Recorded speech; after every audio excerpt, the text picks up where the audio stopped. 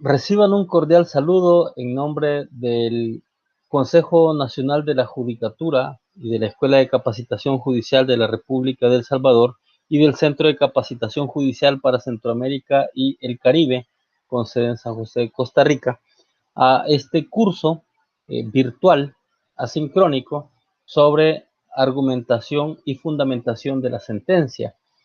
En esta primera sesión vamos a hacer una presentación del curso, vamos a hablar, a describir de qué trata este curso y la justificación, los objetivos, la metodología que vamos a utilizar. Vamos a extendernos también en los contenidos que vamos a desarrollar, en la evaluación y la bibliografía. Eh, Antes que nada, pues me presento ante ustedes. Mi nombre es Juan Antonio Durán Ramírez.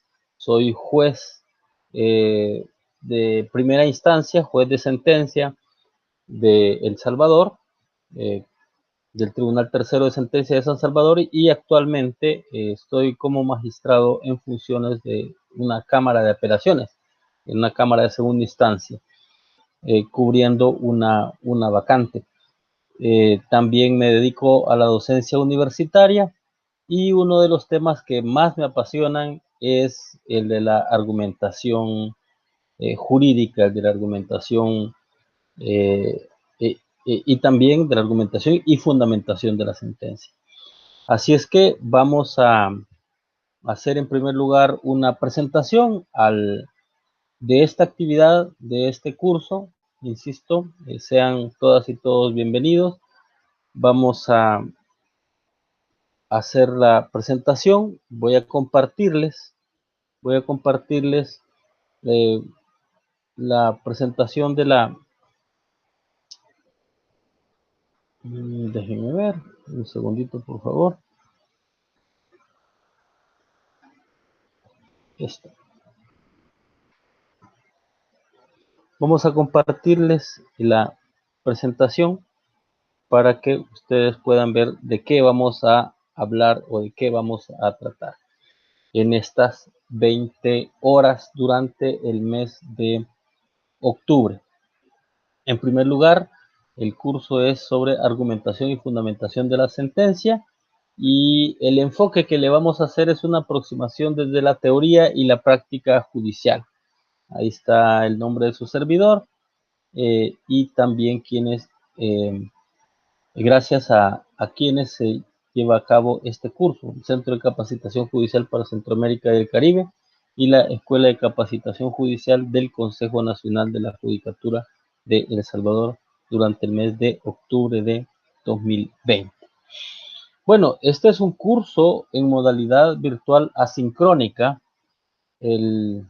La pandemia nos ha arrojado a que nos apresuremos a esta nueva y adaptemos a esta nueva realidad virtual en la que hemos, en el periodo de confinamiento eh, duros que hemos tenido en esta tragedia que ha sufrido la humanidad, eh, uno de los mecanismos que nos ha permitido sobrevivir ha sido las tecnologías de la información y la comunicación.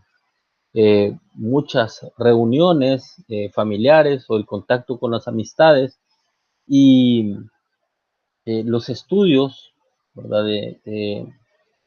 Ya sean estudios básicos, universitarios o de maestrías, incluso las universidades ahora se han volcado a través de esta modalidad virtual, y tanto los jueces pues no nos quedamos atrás, ¿verdad? Tanto la Escuela de Capacitación Judicial como el Consejo Nacional de la Judicatura y además el Centro de Capacitación Judicial para Centroamérica y el Caribe, pues eh, se han, hemos aprovechado o se ha aprovechado esta modalidad virtual eh, para compartir conocimientos, experiencias y aprender todos. Estas actividades de capacitación o de facilitación no son actividades unidireccionales, sino que hay un feedback, hay una retroalimentación muy importante y que siempre es, siempre, al menos en el caso mío, siempre aprendo más de lo que vengo a dejar en estas actividades de capacitación. Así es que es una modalidad virtual y es asincrónica porque las distintas agendas de los distintos operadores no nos permite, pues por las obligaciones laborales, por las obligaciones de académicas, ¿verdad? Que tenemos, damos clases en las universidades o tenemos compromisos familiares, pues esto no nos permite desarrollar actividades sincrónicas, es decir, que estemos todos simultáneamente conectados, pero nos permite también participar en estas actividades y cada quien en el momento que considere oportuno, pues puede abocarse a los videos, a los materiales de lectura y todo lo demás. Así es que es preferible esta modalidad asincrónica. Yo me siento sumamente honrado, ¿verdad? Sumamente honrado que el Consejo Nacional de la Judicatura y la Escuela de Capacitación Judicial me haya designado para impartir este curso, para compartir con ustedes este curso y sobre todo muy honrado que hayan personas pues de la Judicatura y del Ministerio Público, tanto jueces y magistrados como miembros del Ministerio Público de Costa Rica, Guatemala, Honduras y Panamá son los que me han confirmado que están presentes. Si hay de otros países también de la región, ahí nos lo hacen saber eh, para, pues, para estar en contacto y tratar de ver también, hacer una aproximación a la realidad de cada uno de los países. Así es que es una modalidad, insisto, virtual asincrónica. La duración del curso es de 20 horas clase. Sabemos que en las universidades el periodo es de 40 minutos, aunque podamos, el periodo de la hora clase es de 40 minutos, aunque podamos extendernos un poquito. La idea no es no sobrepasar la hora de la sesión. Probablemente en algunos temas tengamos que abordarlos de una sola vez y tengamos que abordarlos en 2 horas, ¿verdad? Pero ya más de 2 horas seguidas es poco pedagógico, digamos, poco pedagógico. Pero vamos a estar en esta permanente comunicación eh, en estas 20 horas durante el mes de octubre. Vamos a abordar la argumentación jurídica y la fundamentación de la sentencia, además, desde un enfoque teórico y práctico. Vamos a ir al ABC de la argumentación jurídica, a los orígenes de la argumentación, porque por lo general estos temas, y lo digo con mucho respeto a los docentes, a los expertos, a los estudiosos de estos temas, por lo general, o al menos la percepción que tengo de quienes quieren hacer una aproximación a la argumentación jurídica es que por lo general hay mucha información, es información muy cargada, información también que cuesta analizar y digerirla, y el nivel del debate en muchas ocasiones es bastante elevado. Así es que vamos a tratar de hacer una aproximación, por eso yo insisto, no lo vamos a, no lo vamos a ver con la profundidad y la amplitud que estos temas merecen, porque el tiempo no nos da 20 horas, son 20 horas. Es una aproximación y la idea es que queden entusiasmados, la idea es que se fascinen por estos temas y continúen ustedes investigando, leyendo, buscando información, viendo videos o escuchando audios sobre estos temas que siempre son sumamente importantes.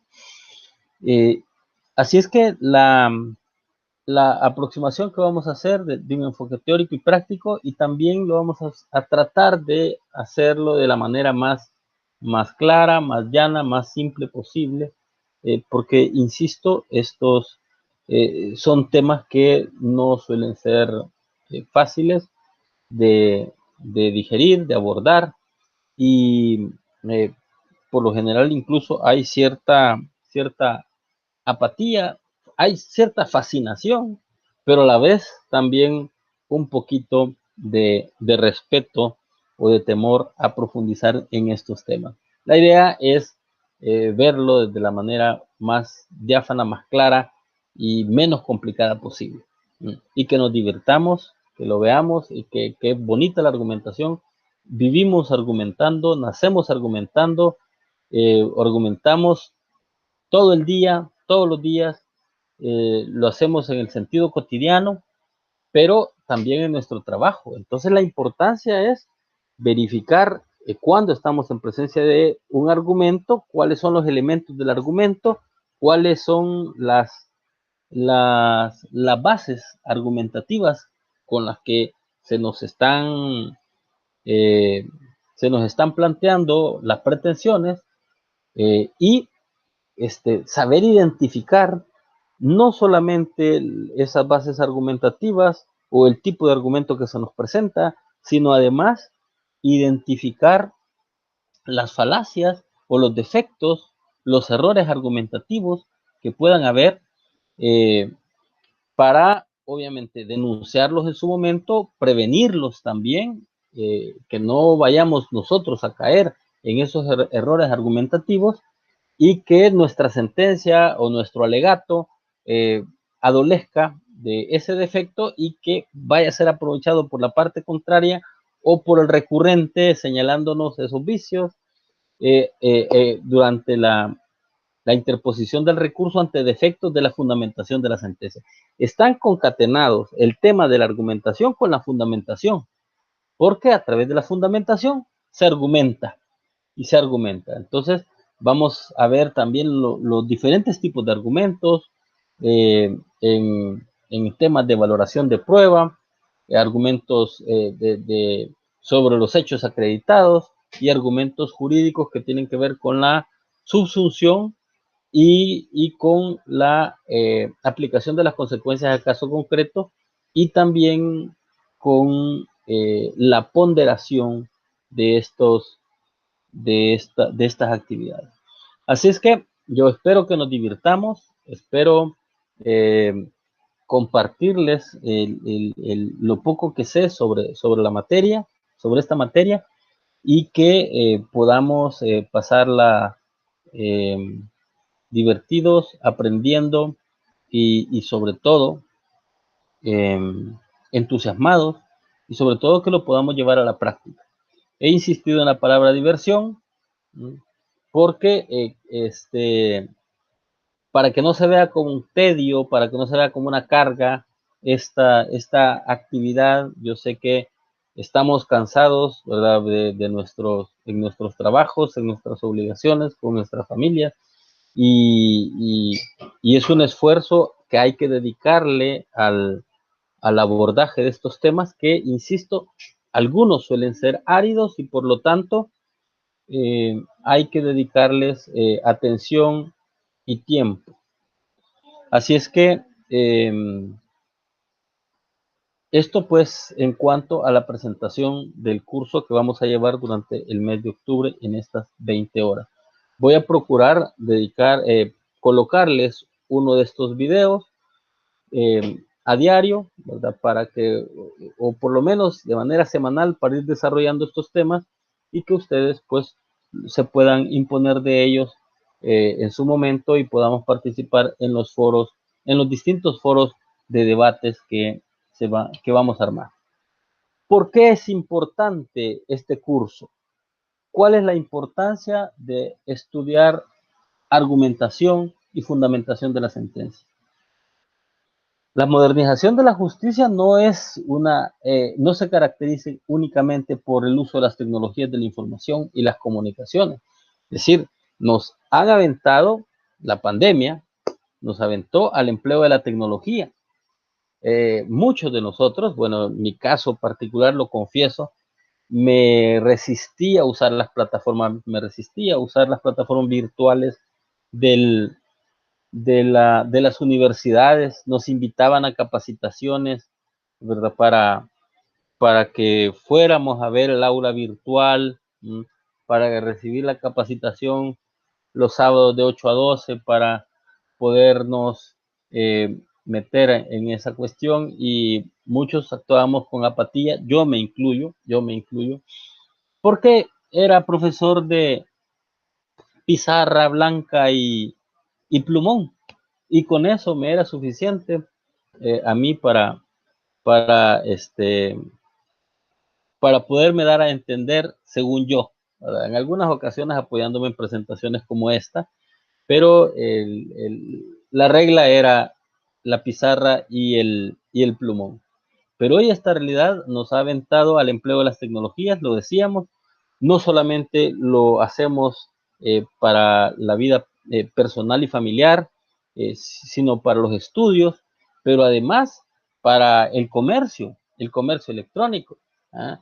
Queremos hoy, durante la pandemia, eh, eh, compramos comida a las tiendas estas de comida rápida, a los lugares de comida rápida. Hemos comprado en uno y otro lugar, hablando por teléfono, dando los datos de tarjetas, o comprando también en las plataformas virtuales. De tal manera que esta pandemia nos arrojó a esta realidad virtual. Pero el empleo de la tecnología eh, no nos hace que estemos en presencia de una justicia moderna. Eso es uno de los aspectos de una justicia moderna o de una modernización de la justicia. Otro aspecto quizá más importante es la comprensión de las decisiones que se toman en el sistema judicial por los destinatarios, los justiciables, por los usuarios y el público. Y en esto entra también la prensa. Eh, la prensa se viene a convertir en una especie de intérprete o de intermediario entre lo que han resuelto los tribunales y su público consumidor de noticias. Así es que también esa obligación de darnos a entender y de darnos a comprender abarca incluso a la prensa. Y es esperable que la prensa también responda y esté a la altura de los acontecimientos, porque lastimosamente, y hay que decirlo con absoluta franqueza, la prensa juega mucho a darle cobertura amarillista a las noticias judiciales, a los hechos judiciales, ¿sí? Al hecho noticioso judicial, siempre con amarillismo, exagerando o tergiversando las cosas.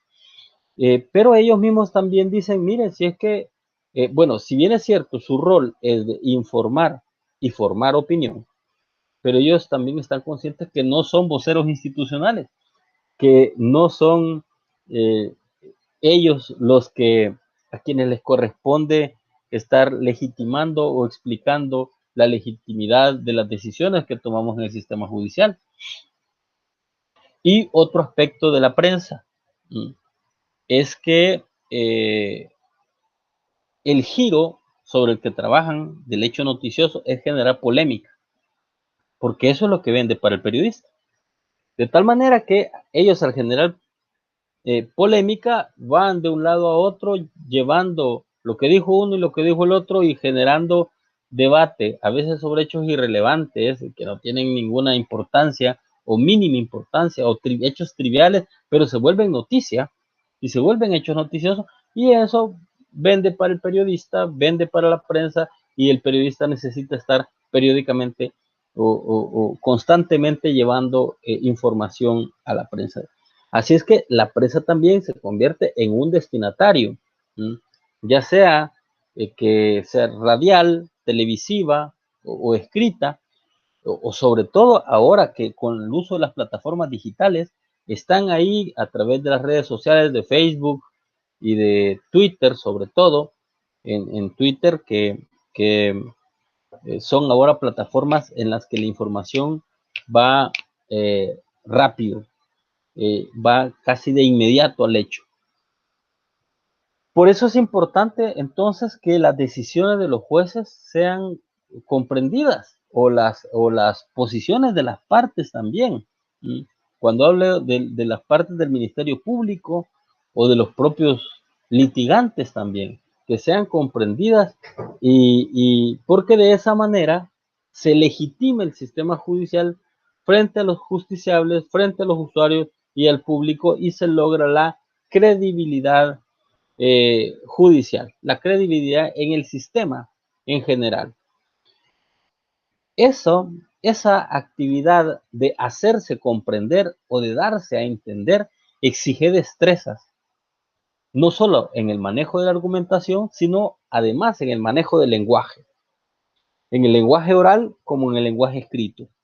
Y es que para fundamentar una sentencia se requiere de una buena redacción y de buen uso del lenguaje. Ya sea que la fundamentación se dé de manera oral o sea de manera escrita, es importante saberse expresar, ¿verdad? De manera oral y escrita. A fin, pues, de que esa decisión que se toma y se haga justicia conforme a derecho, pues a través de esa comunicación efectiva se gane la confianza ciudadana y también se dote de mayor credibilidad a la labor de jueces y tribunales. De tal manera, pues que se vuelve necesario repasar estas herramientas argumentativas y de redacción para fundamentar las sentencias. Cuando digo repasar, es porque muchas de estas cuestiones ustedes ya las vieron. Hay algunos profesores que dicen, esto lo han visto en bachillerato, o esto es lo que miran ustedes en licenciatura. Pero aunque se haya visto en bachillerato y se haya visto en licenciatura, no por eso se le resta o le debemos restar importancia. Por eso insisto en repasar algunas de esas categorías, algunas de esas herramientas y conocerlas a profundidad, porque es la forma en que razonamos, es la forma que utilizamos para expresarnos, para pensar, para analizar, para razonar y para dar a conocer las decisiones o incluso opiniones, y es importante entonces aproximarnos al concepto de la argumentación. Eso es la justificación de este curso. ¿Qué vamos a pretender entonces? Que al finalizar el curso, de estas 20 horas, toda actividad de capacitación, toda actividad de docencia, toda actividad de enseñanza, aprendizaje, exige 3 ámbitos en el proceso de enseñanza-aprendizaje. Exige motivar o modificar 3 ámbitos del destinatario, del capacitando, del estudiante, del alumno, del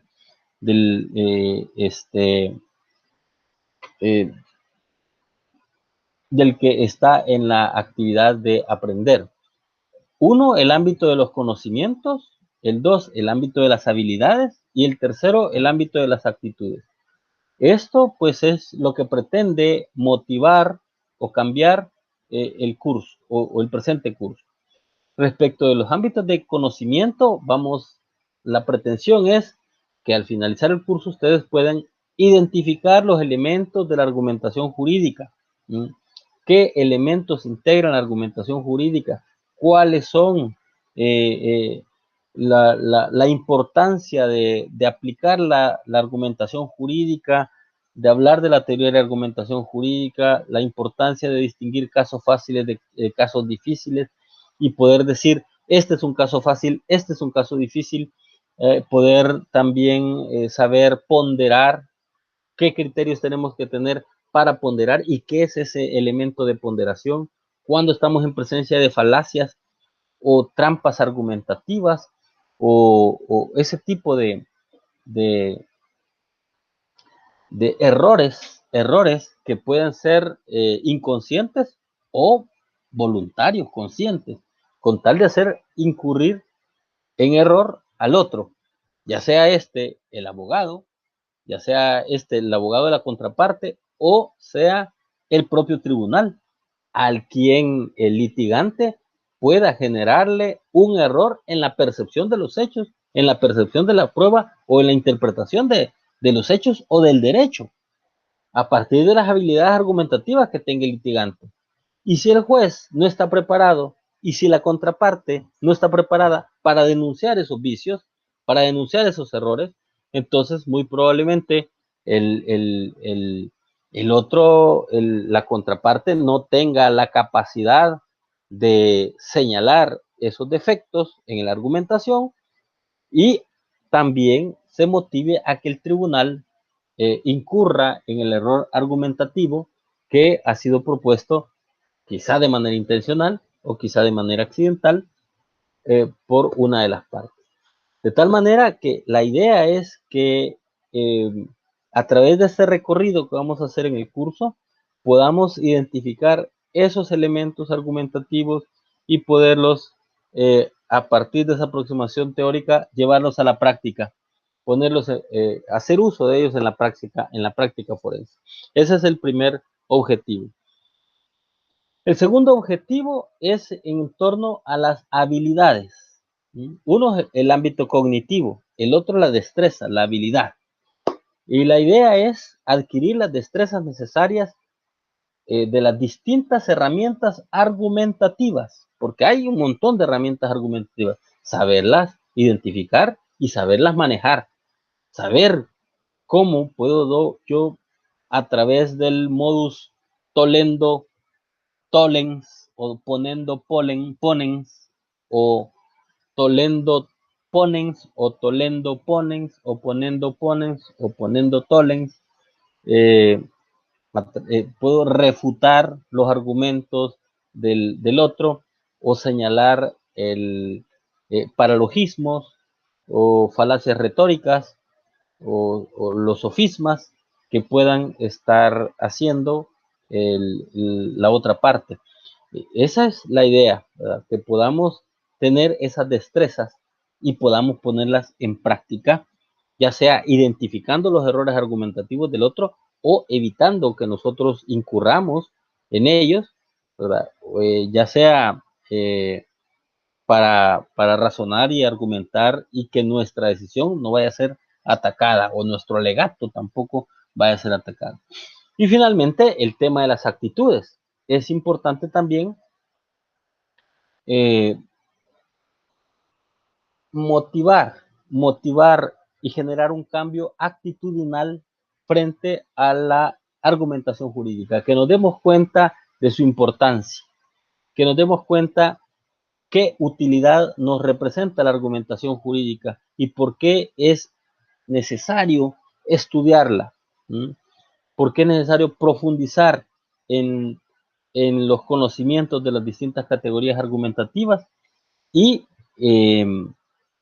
y cuál utilidad y qué finalidad le vamos a dar a ese conocimiento. Es decir, me voy a dar por satisfecho si al finalizar el curso queden motivados eh, para continuar estudiando, para continuar profundizando sobre estos aspectos que, insisto, 20 horas es poco, 20 horas es poco para el océano que vamos a tener enfrente en un momento.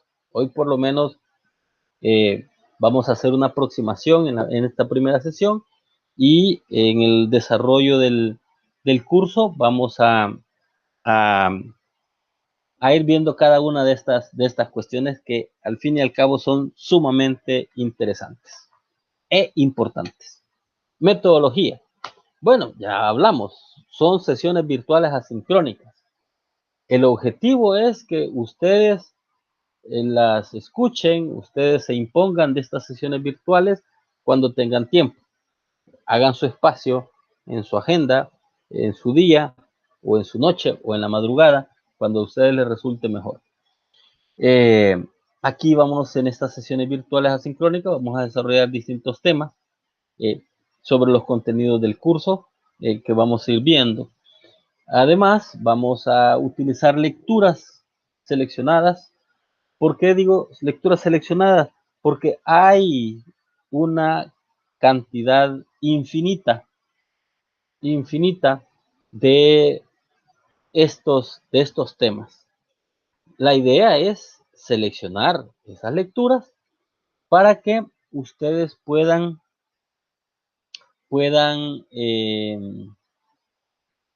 apersonarse, ¿verdad? A ellas, puedan leerlas, puedan verificar esos contenidos, que la finalidad de esta selección ha sido, como les digo, encontrar la mayor sencillez en el lenguaje y en el abordaje de esos temas, porque hay muchos autores, hay muchas doctrinas, y hay distintos también grados de densidad y en las lecturas. Entonces, vamos a tratar de aproximarnos a ellas desde la manera más llana, más diáfana, menos complicada posible. Y en los foros de debate y foros de opinión vamos a abordar pues los temas propuestos, y ahí ustedes van a ser libres de opinar y de hacer consideraciones a partir de las preguntas provocadoras que vamos a ir generando. Quizá, sí, ese es el otro aspecto metodológico. Ahora, ¿de qué va a tratar el curso? Prácticamente son dos temas nada más los que vamos a ver: la argumentación jurídica y la fundamentación de la sentencia. Pero cuando hablamos de argumentación jurídica, vamos a intentar desentrañar esos elementos que la integran, porque hoy todo el mundo habla de argumentación jurídica, pero y da por sentados ciertos elementos, los da por sabidos, los da por enterados, y no se permite la profundización al estudio de estos temas. La gente de un solo se quiere tirar a la ponderación, y de un solo se quiere tirar a los casos difíciles, cuando no sabe qué es un entimema, cuando no sabe qué es un sorites, cuando no sabe qué es un epiquerema, o qué es un silogismo abreviado, o cuáles son las distintas clases de silogismos. Tampoco la gente sabe si estamos en presencia de un razonamiento inductivo, o de un razonamiento deductivo, o de un razonamiento abductivo. Y la gente utiliza la expresión, es que esto se ha hecho a través de un razonamiento inductivo, y en realidad es deductivo lo que está haciendo, porque la gente encuentra la palabra, la escucha bonita, la escucha que puede pegar en el contexto, pero a veces no se utiliza de manera precisa y adecuada esas categorías. Así es que la idea es empezar por el ABC, empezar desde la base de la argumentación, de los elementos de la argumentación, para saber de qué estamos hablando ya cuando nos aproximemos a la teoría de la argumentación jurídica, o la teoría estándar. A la teoría estándar. Y vamos a hacer un recorrido histórico, un recorrido conceptual de cada uno de estos elementos. En segundo lugar, vamos a hablar de la fundamentación de la sentencia también. ¿Qué elementos tiene la sentencia? ¿Cuáles son los requisitos? ¿Cómo vamos a hacer el abordaje o el análisis en cada uno de estas partes de la sentencia, para que podamos tener una sentencia que sea lo más completa posible y que no adolezca de vicios o de defectos, y que además de eso no pueda ser atacada, o por el contrario, dar esos elementos para identificar los defectos de la sentencia y poderlos atacar, los vicios argumentativos o los vicios de fundamentación. Esa es también la idea del abordaje del contenido de la fundamentación. Quizá únicamente detenerme un poquito con relación a cada uno de estos temas, ¿verdad? Al concepto y la definición de la argumentación, para qué argumentamos, sobre qué argumentamos, quiénes argumentamos, cómo argumentamos y con qué argumentamos. Esa es parte de este abordaje que vamos a tener. Aquí importante también la diferencia entre concepto y definición. Vamos a ver también los elementos que integran la argumentación. Vamos a aproximarnos al tema de la lógica. No nos vamos a detener mucho sobre los principios generales, universales de la lógica, los principios supremos de la lógica, que son de todos conocidos, pero sí nos vamos a detener sobre sus elementos de la lógica, sobre los elementos de la lógica. Vamos a hablar sobre los tres elementos básicos de la lógica, sobre el concepto, sobre el juicio y sobre el razonamiento. Y desarrollar cada uno de ellos, ¿verdad? Detenernos a tratar de analizar de la mejor manera posible cada uno de estos elementos. El concepto, por ejemplo, el concepto de concepto, y por qué es importante el concepto, qué integra el concepto de una cosa, qué es el concepto de una cosa, y qué no es ese concepto. Vamos a distinguir la esencia del accidente. Vamos a ver, y eso, fíjense que lo planteó Aristóteles en el Organón hace más de 20 siglos. Hace más de 20 siglos que en la antigua Grecia Aristóteles desentraña los elementos básicos del pensamiento, del razonamiento, de la corrección del pensamiento, llamémosle, para poder identificar lo básico, y eso todavía tiene relevancia y tiene importancia. Lo tiene en materia de los derechos humanos, en materia de las atribuciones y competencias de los órganos, en temas de garantías constitucionales. Estos conceptos que nos parecen tan lejanos cuando fueron ideados o inventados, nos parecen tan lejanos y por lo tanto tan poco útiles hoy con la modernidad, pero no es así.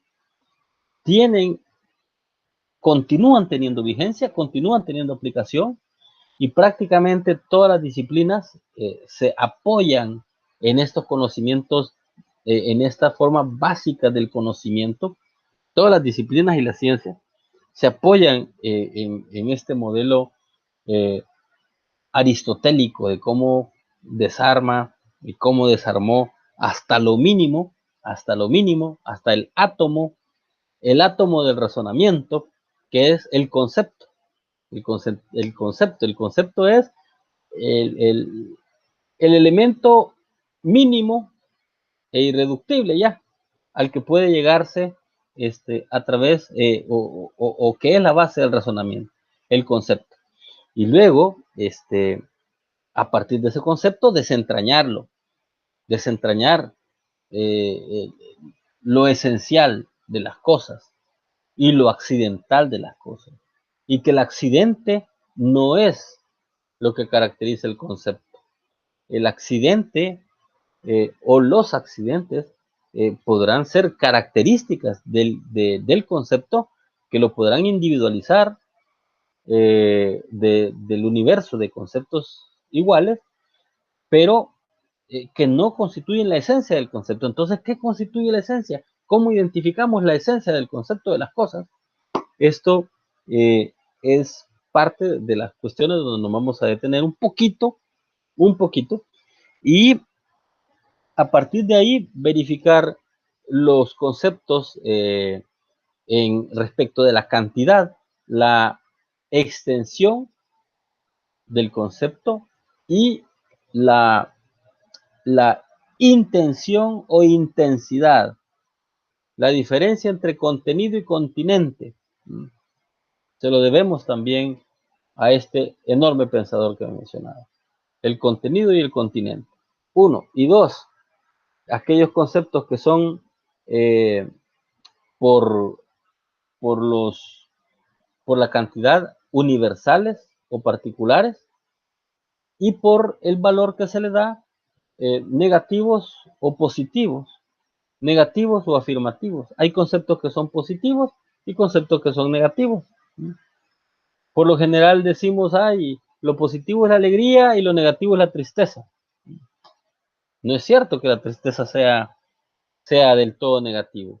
A veces la tristeza ayuda a superar ciertos conflictos y es necesario también, ¿verdad? Que esos momentos tristes a veces son necesarios. Entonces, hay conceptos que no son ni negativos ni positivos, pero hay otros que sí. Y de esto se hablan también de los afirmativos y de los negativos. A partir de esa distinción, pasamos al segundo plano, que es el juicio. Y vamos a distinguir las distintas clases de juicio. Y también otro aspecto, por qué la gente identifica las audiencias, el plenario, las vistas públicas, como juicio. Ah, es que le están haciendo el juicio. Y le llaman también la etapa del juicio oral. ¿Y por qué se llama juicio al debate? Entonces, ¿qué es el juicio en realidad? Desde el punto de vista de la lógica y de la técnica. ¿Y por qué se identifica juicio con debate? ¿O qué es en realidad el verdadero juicio? Lo vamos a ver desde el punto de vista de la lógica también. Y además, el razonamiento, otro aspecto importante de la lógica. Las distintas formas de razonamiento de las que ya hablé, la deducción, la inducción, la abducción, pero además en el razonamiento vamos a hacer un repaso sobre el silogismo aristotélico, el silogismo, eh, a partir de las distintas clases de juicios, lo vamos a tener las distintas clases de razonamiento. Y vamos a ver lo que constituyen el silogismo deductivo, el silogismo hipotético, el silogismo categórico, el dilema. Vamos a hablar del dilema, vamos a hablar de la tautología o la redundancia, vamos a hablar también sobre la contingencia, o los juicios, o los razonamientos también de contingencia, el azar, que también pueden ser azarosos, un razonamiento. Y finalmente, también siempre en el tema de la lógica, aproximarnos a las distintas clases de silogismo. El silogismo abreviado o entimema, ¿qué es entimema y por qué se le llama entimema? Hay un error ahí en una de las lecturas que vamos a ver, la de este profesor de Guatemala, ya lo vamos a ver en un momento, porque se le puso entinema y no es entinema. Ahí lo corrigen, por favor. Es entimema.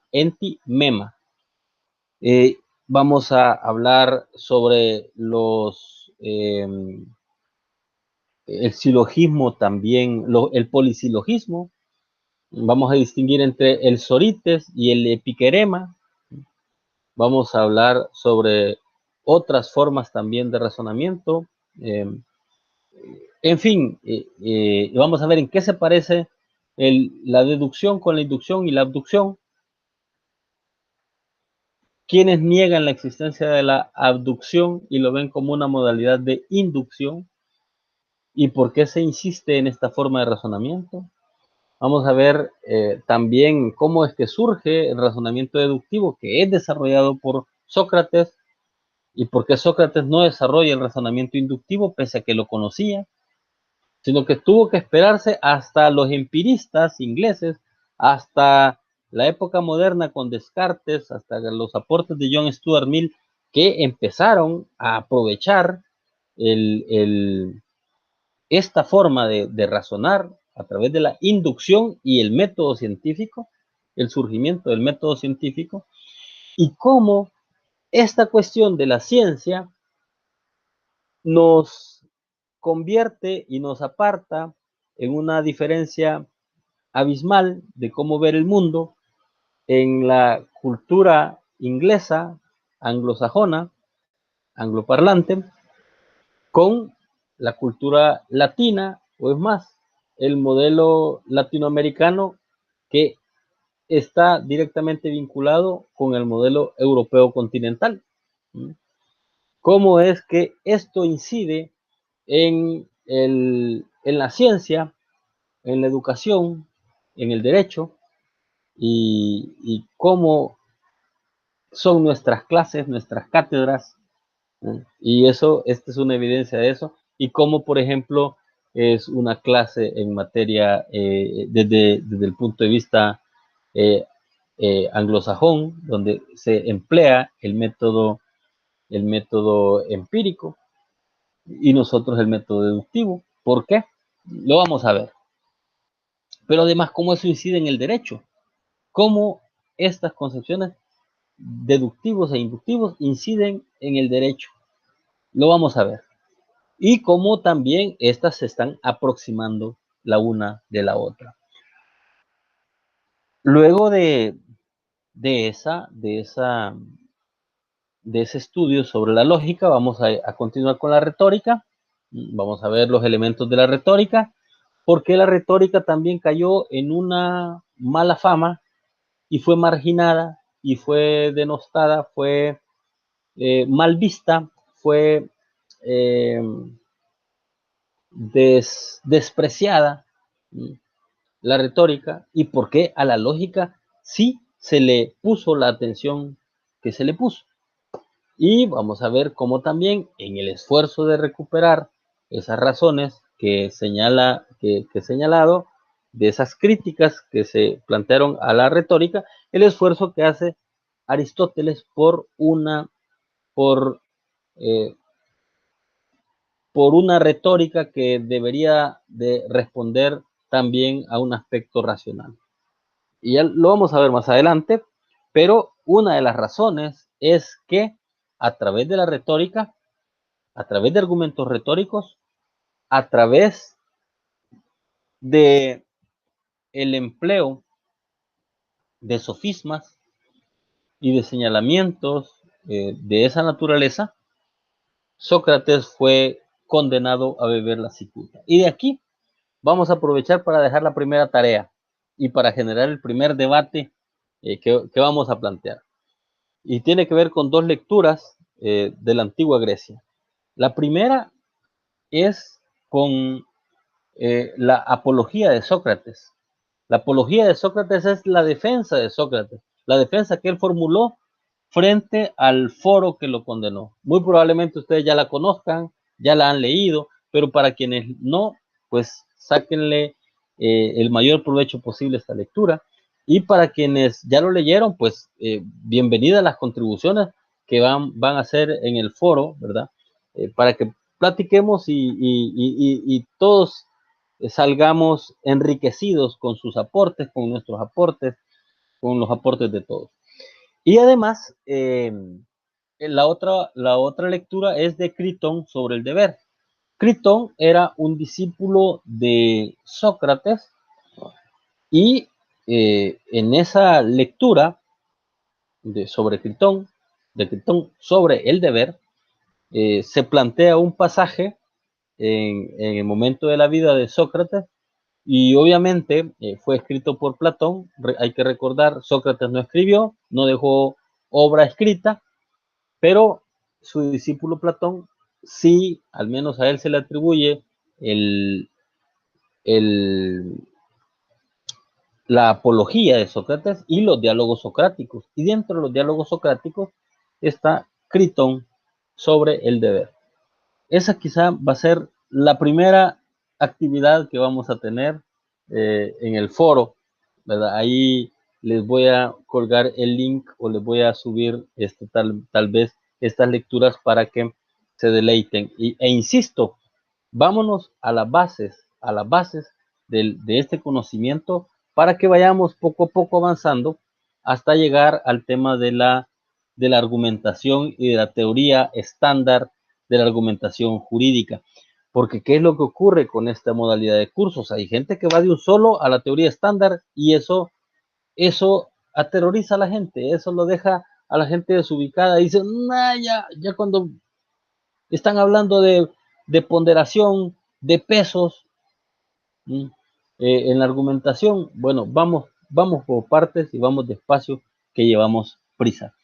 Entonces, cuando a través de argumentos retóricos se logra la condena y se condena a beber la cicuta a Sócrates, la retórica y los retóricos quedaron como, fueron los culpables de la muerte de Sócrates. Y por eso, tanto a los sofistas como a la democracia se culpa de la muerte de Sócrates. Por eso, eh, Platón se vuelve un enemigo de la democracia.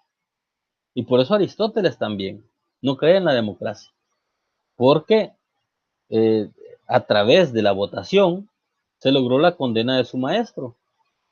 Y porque la gente puede ser manipulada y las mayorías pueden no dar o no escoger bien a sus funcionarios o también dejarse llevar por, por discursos que exploten sus sentimientos y sus emociones eh, a través de la retórica y a través de las herramientas persuasivas, pues la gente decida por ese lado.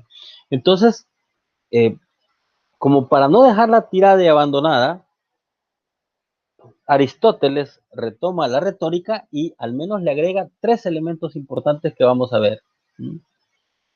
El patos, que es su elemento esencial, el logos y el ethos. Son 3 elementos para la retórica que son muy importantes para Aristóteles y que dice que toda retórica debe contener el, el, el logos, el ethos y el patos. El patos es inevitable. El patos es TH, ¿verdad? Eh, el patos son las pasiones. La retórica se alimenta de pasiones. Pero también exige el logos. El logos es información, información acreditada.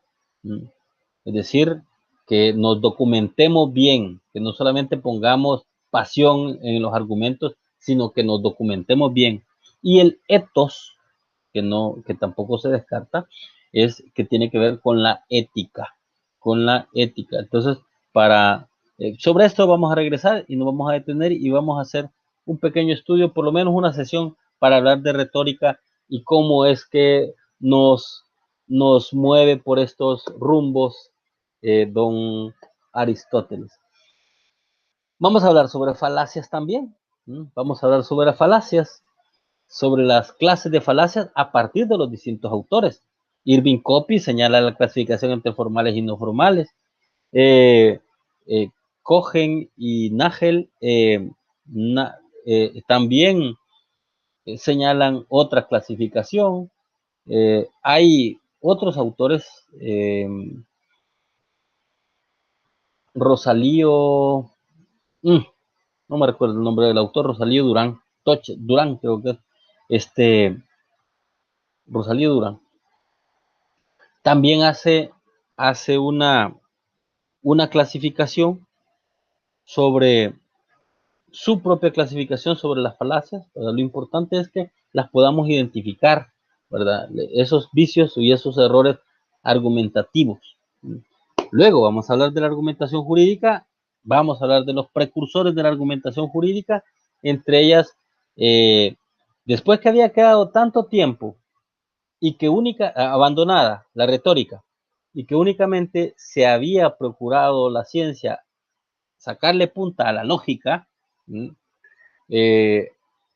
tanto desde Aristóteles como desde Santo Tomás de Aquino, este modelo, el mismo modelo aristotélico, a él le pone a Dios, ¿verdad? Y hace la comprensión de Dios en medio de todo eso, el modelo aristotélico tomista, y más adelante también el razonamiento inductivo, la lógica formal, la lógica deóntica. Vamos a hablar un poquito sobre todo eso, pero ¿qué es lo que pretende con la lógica? Encontrar una conclusión válida, que las conclusiones a las que lleguemos sean válidas. Ese es el esfuerzo que hace la lógica. La lógica formal, la lógica deóntica, que lleguemos a una conclusión que sea la correcta, que sea la justa, que sea la adecuada a través de esta herramienta de la lógica. Y no es nada menospreciable, ¿eh? Al Churrón y Buliguín han hablado sobre la lógica de las normas y la lógica de los sistemas. Así es que la retórica había quedado por allá, tirada, abandonada, y nadie le hacía caso. Pero fue Chaim Perelman, un profesor de origen polaco, quien escribe en los años 30 la teoría de la argumentación, la nueva retórica. Y él agarra los elementos de la retórica y le agrega los suyos propios, la importancia de la retórica. Y de ahí le siguen a Chaim Perelman los aportes sobre la tópica de Theodor Phibby. Le continúan también otros como déjenme ver, se me apagó el foco. Está Theodor Phibby y este otro Tulmin, que es la lógica no formal.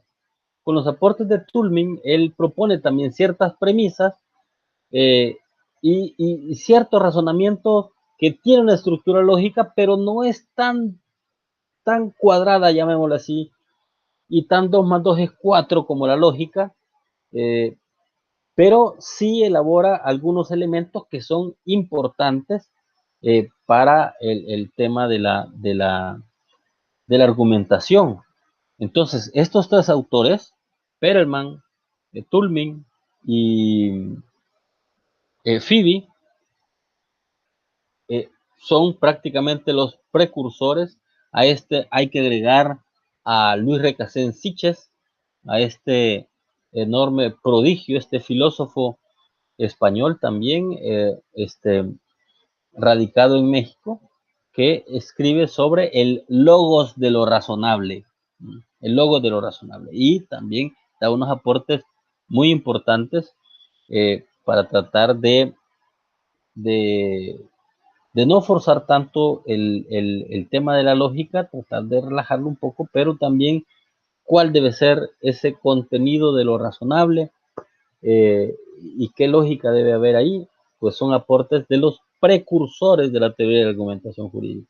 Es hasta Robert Alexy, que escribe su tratado sobre argumentación jurídica, donde él inaugura la teoría estándar o la teoría de la argumentación jurídica, dando nuevos elementos al razonamiento. Y a esto se agregan también los aportes de Neil McCormick, profesor inglés, Alexis alemán, Neil McCormick, que hace un aporte también importante entre los casos fáciles y los casos difíciles. Inevitable abordar a don Manuel Atienza, apoyarnos en Manuel Atienza, que ha sabido sistematizar todo esto de lo que les he estado hablando, ha sabido sistematizar con otros autores, Marina Gascón Avellán, Luis Preto Sanchís, Adolfo Jaime García Figueroa, o la escuela de Jordi Ferrer. Hay, les digo, una serie de autores, Juan Antonio García Amado también, que hace enormes aportes. Pero también aquí a nivel latinoamericano están también Carlos Bernal Pulido en Colombia y el doctor Miguel Carbonell en México, que también estos aportes en la argumentación jurídica son importantes. Así es que luego de aproximarnos a la argumentación, vamos a entrar al tema de la fundamentación de la sentencia. Les había dicho que iba a tardar, o la sesión iba a durar 40 minutos. Así es que, quiero ver, tenemos casi 55 minutos. Me he excedido 15 minutos de lo previsto, pero la idea era, pues, aproximarnos al curso de lo que va a tratar. ¿Es una actividad evaluada? Sí, al menos esa es la instrucción que he recibido yo del CNJ. Y no vamos a hacer un pretest o una evaluación, un pretest o una evaluación diagnóstica, porque no lo permite, no nos permite explorar esta situación. Así es que vamos a prescindir de o quizás les deje antes del primer debate, quizás un pretest sobre algunos puntos claves de los que hemos hablado para ver por dónde andan ustedes. Y hoy es que lo difícil es que todo lo pueden googlear y todo lo pueden encontrar, entonces eh, se pierde la esencia del pretest. La esencia del pretest es que respondan con sinceridad en lo que saben en el momento. Y eso, pues, no se logra. Así es que puede tal vez no dar el resultado esperado del pretest, pero sí se los, se los voy a plantear ahí y luego vamos a hacer la evaluación formativa, que es la que vamos llevando. Esta no es evaluada, la formativa, la vamos llevando de la mano a medida que vamos avanzando con los contenidos. Ahí vamos apoyando con estas actividades de evaluación, los foros de opinión, tal vez algún cuestionario para darle seguimiento a esta actividad y finalmente la sumativa. Esta sí es la evaluada, la importante. Vamos a hacer dos evaluaciones teóricas y una práctica, así es que con una ponderación de 30, 30, 40. Y en cuanto a la bibliografía, nos vamos a apoyar en este libro de Lógica Jurídica y Motivación de la Sentencia Penal de don José Manuel Arroyo Gutiérrez y don Alexander Rodríguez Campos, la teoría y la argumentación jurídica de Atienza, la justificación de las sentencias penales de Pablo Raúl Bonorino, publicado por el CNJ, también interpretación y argumentación jurídica de Alfonso Jaime García Figueroa y Marina Gascón Avellán, lógica jurídica, instrumento indispensable para el juez y el abogado litigante. Esta es de Guatemala, un profesor del Instituto de Investigaciones Jurídicas de la Universidad Rafael Landívar de Guatemala. Muy buen trabajo de don Fernando Javier Rosales Gramajo. El protocolo para la estructura y redacción de sentencias y otras recomendaciones sobre el lenguaje y comprensión de las actuaciones judiciales de Quito 2018, de la 19ª Cumbre Judicial Iberoamericana, y finalmente un artículo de la jueza Aleida Barona Méndez sobre redacción de la sentencia, esta en San Juan, Puerto Rico. Así es que con esto hemos llegado al fin de la presentación del curso Argumentación y Fundamentación de la Sentencia. Les agradezco su tiempo, su atención, el esmero que vayan a ponerle a esta actividad. Yo de verdad estoy entusiasmado, muy entusiasmado. Quiero que hagamos un bonito curso, que lo sepamos aprovechar. Igual felicitarlos a ustedes por interesarse, ¿verdad? Porque es cansado, es pesado estar también sacrificando tiempo y horas que podrían dedicarse al ocio o a la atención a la familia, pero los felicito porque ustedes han optado por seguir creciendo en nuestra bonita disciplina. Así es que, sin más por el momento, nada más quiero reiterarles mi reconocimiento, agradecerles su atención y nos vamos a ver en la próxima sesión ya con los contenidos del curso. Pasen buenas, o bueno, buenos días, buenas tardes o buenas noches, dependiendo de la hora en que estén. Nos vemos en la próxima sesión. Saludos.